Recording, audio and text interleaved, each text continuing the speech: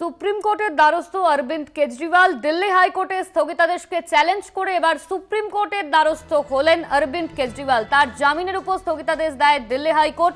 দিল্লি হাইকোর্টে তার জামিনকে চ্যালেঞ্জ করে ইডি, আর এরপর সুপ্রিম কোর্টের দ্বারস্থ হলেন অরবিন্দ কেজরিওয়াল। দিল্লি হাইকোর্টের স্থগিতাদেশকে চ্যালেঞ্জ করে শীর্ষ আদালতে অরবিন্দ কেজরিওয়াল। এই নিয়ে আমরা কথা বলবো। আমাদের সঙ্গে রয়েছেন আমাদের পলিটিক্যাল এডিটর আশিস চট্টোপাধ্যায়। এবার শীর্ষ আদালতের দ্বারস্থ হলেন কেজরিওয়াল। দিল্লি হাইকোর্টের স্থগিতাদেশকে চ্যালেঞ্জ করে শীর্ষ আদালতে গেলেন অরবিন্দ কেজরিওয়াল। এই নিয়ে কি জানা যাচ্ছে?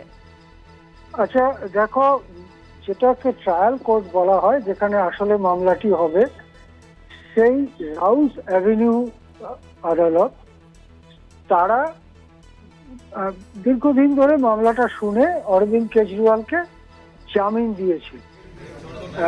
সেই জামিনটাকে 48 ঘন্টার জন্য অর্ডারে সই না করতে অনুরোধ করে কেন্দ্রীয় সরকার এবং ইডি, এবং সেই অবসরে তারা দিল্লি হাইকোর্টে যায় এবং দিল্লি হাইকোর্ট মানে কিছুটা ব্যতিক্রমীভাবে লোয়ার কোর্টের সেই জামিনের অর্ডারকে স্থগিতাদেশ দিয়ে দেয় এবং বলে যে ইডির বক্তব্য পুরোপুরি শোনার পরে তারা এ বিষয়ে সিদ্ধান্ত নেবে।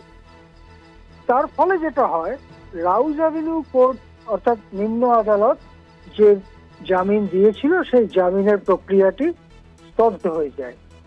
এই পরিস্থিতিতে অরবিন্দ কেজরিওয়ালের কাছে আর কোনো রাস্তা ছিল না সুপ্রিম কোর্টে যাওয়া ছাড়া। তিনি আজ রবিবার সুপ্রিম কোর্টে দরখাস্ত করেছেন। আমাদের মনে আছে যে নির্বাচন যখন চলছে তখন নির্বাচনে যাতে তিনি প্রচার করতে পারেন, রাজনৈতিক কাজে অংশ নিতে পারেন, তার জন্য সুপ্রিম কোর্ট অরবিন্দ কেজরিওয়ালকে অন্তর্বর্তী জামিন দিয়েছিল এবং সেটা ছিল 1 জুন পর্যন্ত। 2 জুন তিনি আবার জেলে যান।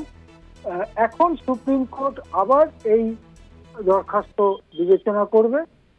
অনেকেই মনে করেন যে অরবিন্দ কেজরিওয়ালকে যে করে হোক জেলের ভেতরে রাখবার জন্য কেন্দ্রীয় সরকারের যে আশ্চর্য তৎপরতা, সে তৎপরতা কিন্তু নেট কেলেঙ্কারি দেখা যাচ্ছে না।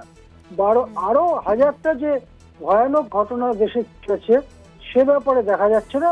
বিশেষ করে কয়েকজন রাজনৈতিক ব্যক্তিত্বকে যে করে হোক জেলের মধ্যে রাখার ব্যাপারে কেন্দ্র কিন্তু অত্যন্ত তৎপর।